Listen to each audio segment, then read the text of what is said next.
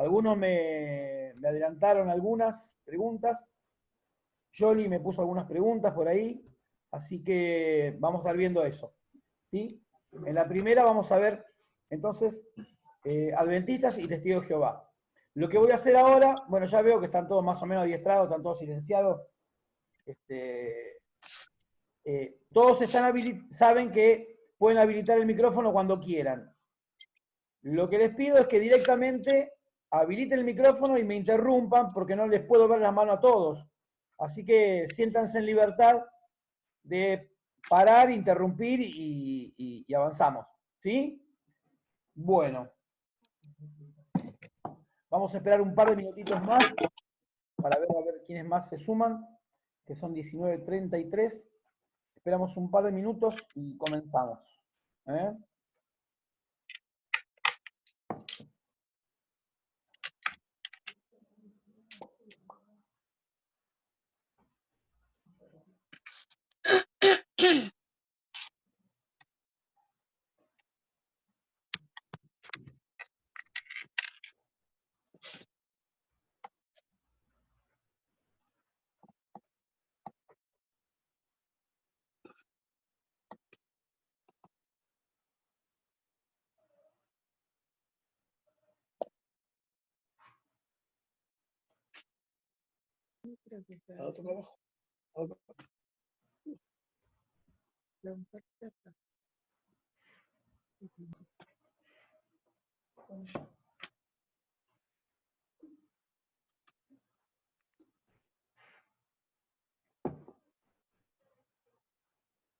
Yo no sé cuántos de ustedes se tomaron un tiempito para ver algún videíto del otro curso, si pudieron ver algo ahí. Algunos vi que ahí me estuvieron haciendo algunas preguntas, así que estoy muy feliz porque de todos ustedes hay como 2 o 3 que me hicieron preguntas, estoy muy feliz. Pero bueno, me imagino que entre la pandemia, terminar de cursar con el reverendo Arribas ya es mucho. Así que querían tomarse un descanso, pero bueno, tienen semana que viene. Hoy terminan con esto y ya tienen una semanita seguro. Bueno, vamos a tomar un momentito para orar. Por las dudas que hablando de todo esto, por ahí, viste, se nos llena de bicho la computadora. Así que oramos y empezamos. ¿Eh? Señor, te damos gracias en esta tarde por tu amor, por tu misericordia. Gracias, Señor, por esta oportunidad que nos das de poder seguir creciendo en el conocimiento de ti, de tu palabra. Gracias aún por esta materia, Señor, que nos ilustra, que nos informa sobre las distintas sectas, sobre las distintas religiones, puntos de vista completamente distintos, Señor, en la mayoría de los casos, a cómo nosotros entendemos nuestra relación contigo. Y te pedimos, en el nombre de Jesús, que nos ayudes para entender los contenidos de la materia, pero por sobre todas las cosas que pongas en nosotros amor por cada una de estas personas, Señor, que pongas pasión para que podamos alcanzarles con la verdad del Evangelio y que todos, Señor, en la eternidad puedan estar contigo. Padre, te doy gracias en el nombre de Jesús por la vida de cada uno de mis hermanos. Si alguno de ellos, Señor, hoy llega cansado, turbado, angustiado, te pido en el nombre de Jesús que tú te lleves todo lo que no proviene de ti y que traigas sobre su vida paz, sosiego, Señor, que lo mejor del cielo esté sobre sus vidas y toma control, Señor, de nuestra vida, de nuestra mente, de nuestro corazón, para que podamos recibir todo lo que hoy preparaste para nosotros. Gracias te damos una vez más por todo y en todo. En el nombre de Jesús. Amén. Amén. Muy bien. Bueno, vamos a ver un poquito con respecto a, como decía, a los testigos de Jehová y a los adventistas en esta primera sección. Tendríamos que recordar un poquito cómo se gestan estas dos sectas pseudo-cristianas. Tenemos a un tal William Miller. William Miller era un creyente bautista que él comenzó, conoció al Señor y formaba parte de la Iglesia Bautista de Estados Unidos, hasta que en un momento, atraído por la filosofía, él se aparta de la Iglesia protestante para abrazar el deísmo. Yo no sé cuántos de ustedes recuerdan lo que es el deísmo, no teísmo, ¿no? Con D de dedo, de dado, de dardo. El deísmo es básicamente la creencia teológica de que Dios existe, que Dios es el creador de todas las cosas, pero que Dios, una vez que creó el universo, lo dejó allí para que el universo funcionara, por decirlo de alguna forma, en piloto automático, ¿no? Conforme a las leyes que nosotros llamamos leyes naturales, que de alguna forma Dios estableció, y el mundo va solo, ¿no? Conforme a cómo nosotros lo vamos conduciendo, de alguna manera. Esto es el deísmo, ¿no? Como básicamente también el deísmo afirma de que Dios no interviene en la vida humana, no tiene nada que ver, o sea, hizo lo que hizo y se fue, y chao, y no tiene más nada que ver con nosotros. Y comenzó William Miller a militar en esta corriente de pensamiento. Ahora resulta que llegó la guerra, ahí, y él participó en la guerra de la independencia, si no recuerdo mal. William Miller estuvo como soldado, luchando por los americanos, y él en una batalla que se enfrentaron a una agrupación inglesa muy superior en número y en poderío, pero ellos terminaron derrotándolos y William Miller entendió que había sido Dios el que había intervenido. Entonces, es como que le empezó a dar vuelta a esto y deja el deísmo, ¿no? Deja el deísmo porque se dio cuenta que Dios sí intervenía. Pero para ese tiempo se metió con los masones.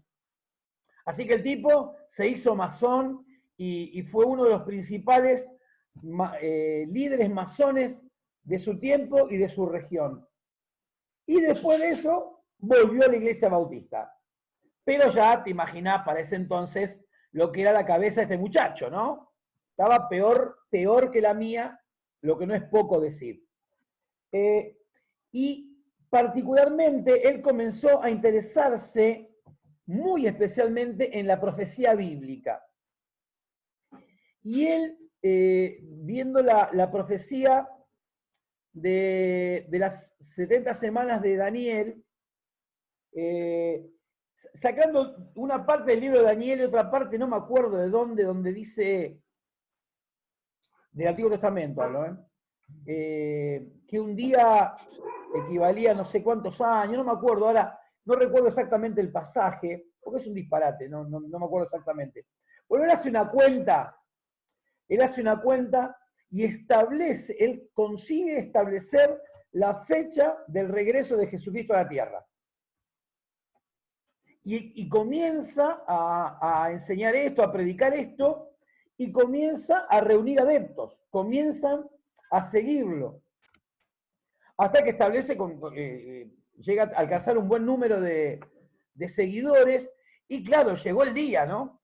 Llegó el día y la cuestión es que no pasó nada, ¿no? Entonces, se imaginan la desilusión. Entonces él como que dice, no, entendió que se había equivocado, que le había errado por un año, ¿no? Hizo las cuentas todas de nuevo y le había errado así que estoy otro año ahí enseñando y increíblemente creciendo el número, ¿no? Pues ya después de la primera decepción, pero no, sin embargo, siguió aumentando el número de gente que le escuchaba, que le seguía. Y cuando llegó el día, te imaginás, estaban todos ahí, no pasó nada, como ustedes ya sabían, ¿no?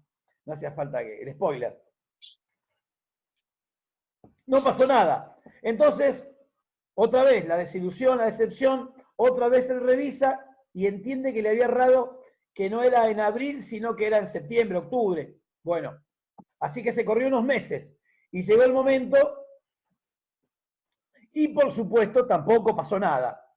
Entonces el hombre, en un acto de sinceridad, él reconoce que lo que había intentado era imposible, que no se había equivocado en los cálculos, sino se había equivocado en el principio de creer que podía establecer el tiempo del regreso de Jesús. Entonces, en condiciones normales, acá terminó la historia. Fue un momento terrible, de decepción. Imagínense, aparte los seguidores, cómo la gente se burlaba de ellos, los cristianos que se burlaban de toda esta gente y qué sé yo. Y acá tendría que haber terminado la historia, ¿no? Yo soy el que organicé todo esto y les digo públicamente, muchachos, les pido perdón, me equivoqué, me metí donde no debía, hice cálculos que pensé que estaban bien, hice todo mal. Les pido disculpas, perdón. Ahí terminaba la historia, pero es extraordinariamente curioso que 3 grupos de seguidores de Miller, o 4, 3 o 4 grupos, dijeron, no, no te equivocaste. Ustedes imagínense esto, ¿no? Yo soy el profe y le digo, me equivoqué, disculpen. Y ustedes dicen, no, no te equivocaste, está bien lo que dijiste. Insólito, insólito, pero real. Hubo 3 grupos, 4 grupos en realidad, que uno era comandado por Hiram Edson, otro era comandado por Joseph Bates y otro era comandado por Elena Harmon, ¿no? Cada uno de estos tenían distintas particularidades. En el caso de Elena White, que terminó siendo la cabeza del movimiento, ella tenía espíritu de profecía. O sea, teóricamente Dios la usaba con el don profético, ¿no? El que encabezó esto de que Miller no se había equivocado es Hiram Edson. Él decía, no, Miller no se equivocó de día, sino se equivocó de lugar. Esto se lo reveló Dios, ¿no? Que en octubre de 1844, Jesús no es que se manifestó en la tierra, no es que llegó a la tierra de regreso, sino que Jesús descendió del tercer cielo, vamos a decirlo así, al primer cielo. Y en el primer cielo estableció su santuario. O sea, ese fue el regreso. Cristo regresó, pero el tema es que no llegó a la tierra. O sea, no vino a la tierra porque evidentemente no era de propósito, sino era de establecer allí el santuario y ahí llevar a cabo una expiación, ¿sí? Como si lo de la cruz no hubiera alcanzado. El grupo de Joseph Bates era el que tomaba Apocalipsis 14:12 y él sostenía que había que guardarse el sábado.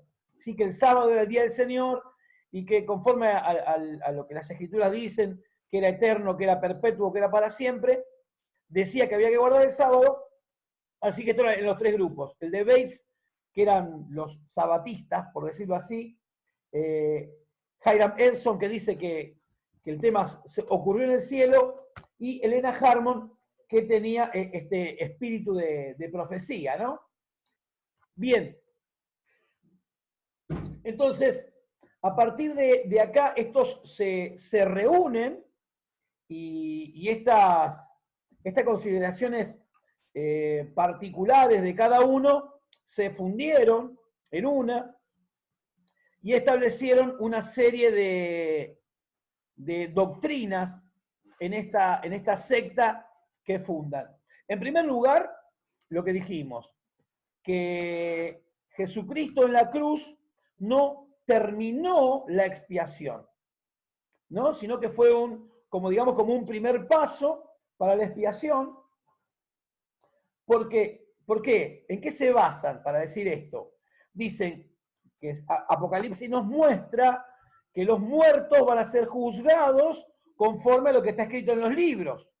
Entonces, si es lo que está escrito en los libros es lo que es investigado, y ahí ellos son juzgados conforme a eso. Por lo tanto, no pueden ya estar perdonados. No sé si se entiende. Es un poquito rebuscado, pero bueno, es lo que ellos creen, ¿no? Entonces, básicamente lo que dice la carpeta respecto de esto es que Jesús entró en el santuario celestial en 1844 y en el momento actual está realizando la expiación. En este momento. Y lo que afirmaban es, como los muertos han de ser juzgados por lo escrito en los libros, es imposible que los pecados sean borrados antes del juicio. Ellos piensan en un juicio final, como que va a haber uno donde todas las personas van a comparecer delante de un juicio, y dice, es imposible que en la cruz se hayan borrado. No hay forma, no puede ser así, porque están en los libros y tienen que ser juzgados conforme a lo que está ahí. Y en el tiempo establecido para el juicio, ¿no? Que es el momento en que Jesús llega al santuario, 1844, y ahí comienza a llevar a cabo esta expiación. Otra cosa que ellos comenzaron desde aquel momento y hasta el día de hoy a sostener es el sueño del alma, ¿no? Las almas de los justos duermen hasta el día del juicio final. Este sueño del alma es un estado de silencio, inactividad e inconsciencia total. Es decir, ellos no creen en lo que nosotros llamamos el estado intermedio. Es decir, como ustedes supongo que deben saber, cuando el creyente muere, bueno, el creyente o el no creyente también, ¿no? Pero el creyente muere, cuando el creyente muere no va a las moradas celestiales, no va a su destino final, sino que permanece en el cielo, en presencia de Dios, en un estado intermedio, ¿sí? Esperando el final de este periodo de la iglesia para recibir su cuerpo celestial y estar para siempre con el Señor. Entonces hay un estado intermedio.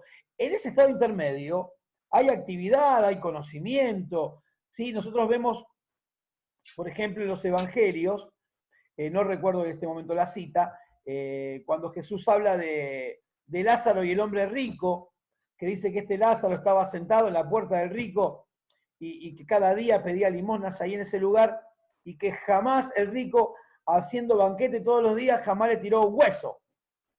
Y dice que murieron el hombre rico y murió Lázaro, y ambos fueron al Hades, es decir, al lugar de los muertos. Y lo que relata ahí Jesús es antes de su muerte, porque después de la muerte de Jesús ocurren cambios en el Hades, pero antes de esa muerte estaba el lugar de los muertos y estaban los piadosos y los impíos, separados, como dice ahí el texto, por un abismo, por una cima.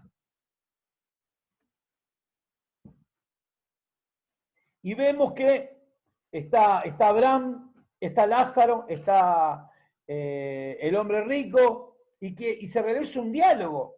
Se ven, se reconocen, dialogan, mencionan ciertas pautas. En un momento Abraham le dice, no se puede ni de acá pasar para allá, ni de allá para acá, y tampoco se puede ir a hablarle a tu familia, ¿no? Abraham le dice, tiene las escrituras, ¿no? Tienen a Moisés, a los profetas.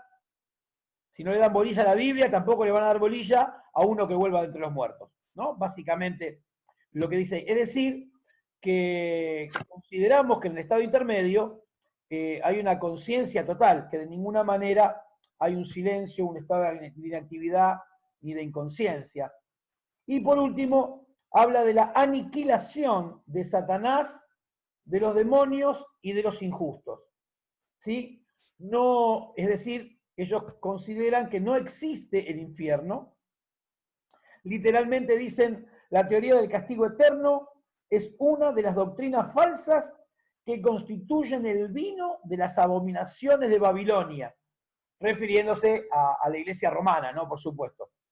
Entonces, no hay un castigo eterno, sino una aniquilación, ¿no? Desaparece. Y otro aspecto de su teología es esto que habíamos mencionado de que Edson había sostenido del tema del guardar el sábado, ¿no? Ellos consideran que la iglesia debe guardar el sábado. ¿Por qué?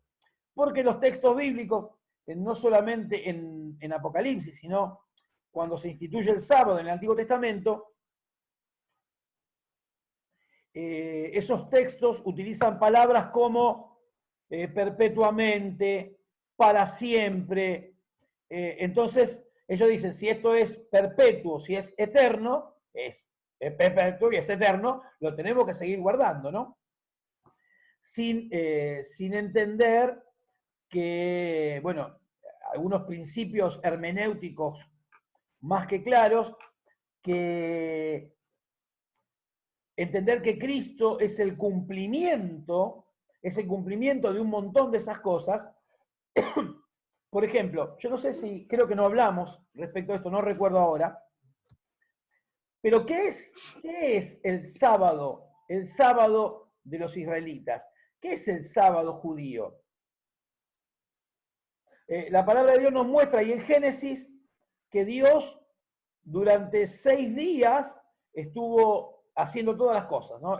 Toda la tarea de la creación, y dice que el séptimo día no descansó. El séptimo día reposó.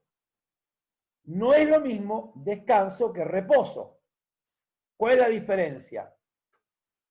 Descanso es reponer las energías después de, o sea, cansarse, agotarse, me repongo energías, descanso y vuelvo a la actividad, ¿no? El descanso tiene que ver con el cansancio previo. Yo antes de descansar, primero me canse y después descanso. No fue eso. El descanso sería con el cansancio más bien físico. ¿Cómo? ¿Puede ser? El descanso sería más bien por el cansancio físico. Claro. O sea, Dios el hacer no descansó. cosas. Dios no descansó porque es imposible imaginarse a Dios cansado, sino que lo que dice la Biblia es que Dios reposó. Y el reposo no tiene que ver con el cansancio, sino con el cese de la actividad. Ustedes, por ejemplo, si agarran un vaso con agua y le echan azúcar, le echan un montón de azúcar y revuelven, y ven que los granos de azúcar que no se han disuelto están dando vuelta, ¿no? Y cuando dejan de revolver, ¿qué pasa? Reposa esa solución, ¿sí? Hay un reposo, es decir, paran de dar vuelta y quedan en el fondo, ¿sí? Ese es el reposo, el cese de la actividad, ¿no? Esto es un detalle, porque uno dice, Dios descansó el séptimo día, por eso yo descanso el domingo. No, nada que ver. Nada que ver. No, yo sí me canso. Yo vivo cansado, de hecho. Pero Dios no se cansa, ni se cansó, ni se cansará. Entonces Dios reposó, cesó la actividad. Entonces, ahora, ¿cuál fue la actividad que Dios llevó a cabo? Dios, que estaba solo en la eternidad y no existía absolutamente nada más que Dios. Dios es lo único que había. Momento imposible de imaginar. Pero ¿cómo Dios? Bueno, así. Solamente estaba Dios. Y Dios, entendemos por su revelación que Dios es amor. No, Dios no tiene amor como nosotros, sino que Dios es amor. Su naturaleza es el amor. Ahora, no cuesta mucho imaginar que si no hay un ser a quien poder darle ese amor es medio como que no tiene sentido, ¿verdad? O sea, si yo tengo un montón de amor, pero no tengo a quien amar, dicen algunos por ahí, yo necesito a alguien a quien amar. Bueno, tranquilo, antes de que Cristo venga, recibe esta palabra en esta noche, alguien va a venir a tu vida, aleluya. Así que tranquilo, take it easy. Bueno, Entonces, este Dios que es amor necesitaba un objeto de ese amor y decide crear a un ser semejante a él. ¿En qué sentido? Semejante en el sentido de tener la capacidad de recibir el amor de él y a la vez de retribuirlo.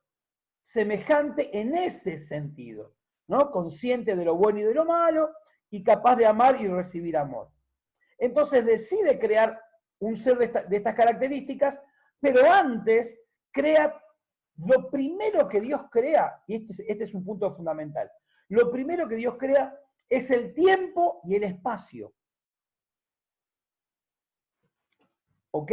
Lo primero que Dios crea es el tiempo y el espacio que no existían. No existían ni el tiempo ni el espacio. Entonces lo primero que Dios hace es crear el tiempo y el espacio.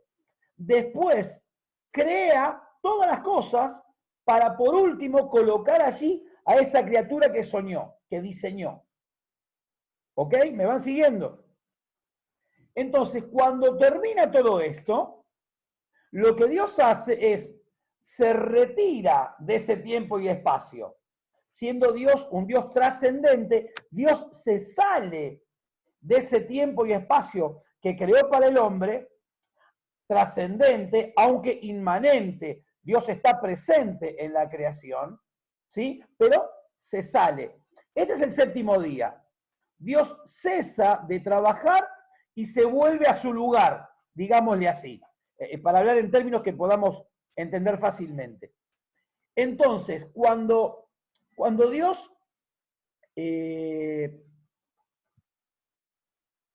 instituye el guardar el sábado, es para que cada hombre y cada mujer israelita, de alguna forma, entren ahí donde Dios está, entren en esa dimensión diferente. Y es por eso que tienen que dejar todo lo que pertenece al tiempo y al espacio. Por eso es el cese de la actividad. Dejan de trabajar. No es solamente por el descanso, que por supuesto lo incluye, y sobre todo en la segunda enunciación de la ley, en Deuteronomio, más que en Éxodo. En Éxodo se ve más el aspecto teológico, en Deuteronomio, que ya están ahí en la tierra, está el aspecto práctico. Pero entonces, esto es lo que pasa. El séptimo día, el sábado, ellos entran a donde Dios está. Esto es el sábado judío. Este es el cese de la actividad. Dejan todo lo que es temporal para dedicarse al eterno. ¿Ok? Esto es el sábado. Y algunos dicen, bueno, nosotros, el domingo nuestro es el equivalente del sábado de ellos. Nada que ver. Nada que ver. Porque el sábado de ellos es cada día nuestro. Porque nosotros tenemos el Espíritu Santo. Dios está con nosotros y en nosotros. No necesitamos un sábado para ir donde Dios está, porque Dios está donde yo estoy. ¿Se dan cuenta? O sea, no tiene nada que ver nuestro domingo con su sábado. ¿Ok? Entonces, ¿y por qué celebramos el domingo? Celebramos el domingo porque el domingo Cristo resucitó, porque el domingo fue el descenso del Espíritu Santo, porque el domingo era el día especial donde se juntaban los primeros creyentes y compartían la cena del Señor. Y se formó la tradición. Pero tranquilamente, el culto central podría ser un sábado. De hecho, hay muchas iglesias que tienen su culto central el sábado. ¿Sí? El primer anexo que tuvo la iglesia de Paternal, si no recuerdo mal, el primer anexo fue Bernal. Y en Bernal los cultos eran los sábados. Y después transcurrió la historia y hasta el día de hoy, si no estoy equivocado, que ellos no tienen culto el domingo y tienen culto el sábado de noche. Y no hay ningún problema. ¿Por qué? Porque es una tradición el domingo. Es una tradición. Ahora, también elegimos el domingo porque nadie trabaja y todos tenemos la libertad de ir tranqui. Otro dice, no, prefiero el sábado porque le meto el sábado de la noche y el domingo descanso, estoy con la familia. Buenísimo, ningún problema. ¿Está bien? Así que bueno, esto en cuanto a la observancia del sábado, que evidentemente a todas luces los muchachos están confundidos con esto, ¿no? Muy bien. Bueno, ahí básicamente, con respecto a los adventistas, no sé si alguno tiene alguna otra pregunta, y si no, con el ratito que nos queda, ver los testigos de Jehová. Básicamente, Charles Russell surge del mismo grupo de seguidores de William Miller, ¿sí? Este tipo también creía en las enseñanzas de William Miller y también queda enganchado ahí en esa desilusión y también le da una vuelta de tuerca al asunto, ¿no? Pero hay algunas diferencias sustanciales. Este Charles Russell es un atorrante bárbaro. Primero, una de las cosas que dijo es que él tradujo las escrituras del griego, ¿sí? Le hicieron un juicio en su momento a Russell, fue a juicio, que perdió por escándalo el juicio, porque no pudo una sola palabra griega, no pudo traducir. Ni una pudo traducir. Y él dijo que había traducido todo el Nuevo Testamento del griego, ¿no? Después vendía frijoles mileniales, que te daban una cosecha 100 por 1. Era un muchacho encantador. Bueno, básicamente, la fundación es la misma fecha, en 1844, pero este agarró por otros lugares, estableció la teología, tomó las enseñanzas del siglo IV de Arrio y afirmando de que Dios es una sola persona, ¿sí? Que Dios es uno y una sola persona, ¿no? Solamente un Dios, una sola sustancia, pero una sola persona, no una sola sustancia y tres personas, sino una sustancia, una persona. Doctrina unitaria. Lo que afirman los testigos de Jehová es que el que murió en la cruz fue un hombre, que Jesús fue escogido por Dios, que fue adoptado por Dios, pero que Jesús lo que obtiene en la cruz es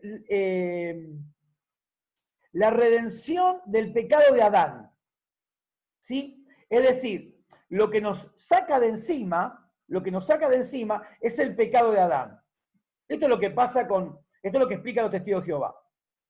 Y que si vos formás parte de los testigos de Jehová, vas a tener una segunda oportunidad, digamos así, ¿no? La iglesia va a pasar por la tribulación, ¿sí? La iglesia pasa por la tribulación, los testigos de Jehová están a salvo de este periodo, y una vez que pasa el periodo de la tribulación, Cristo regresa y establece el reinado milenial en la tierra con los testigos de Jehová, ¿no? Básicamente. Así que la salvación que preguntaba Jolie, ¿sí? La salvación de los testigos de Jehová tiene que ver con esto, ¿sí? No es que ya son salvos, ¿no? Y además tienen que llevar a cabo ciertas obras, ciertas actividades para poder alcanzar aquel día, ¿no? Para en el juicio ser librados, ¿sí? El juicio es al final cuando el Señor regresa, pero los testigos de Jehová zafan los testigos de Jehová y zafan también los santos del Antiguo Testamento que van a resucitar, pero estos también creen que la muerte es el sueño del alma, que no hay actividad. Toman dos características fundamentales de los testigos de Jehová. Una es la tergiversación de ciertos textos, sobre todo sacarlos de contexto, o sea, tomar un texto y sacarlo de su contexto y analizarlo en forma dogmática, o sea, dándole el significado que ellos pretenden que tenga, y de una forma muy, ¿cómo decirlo?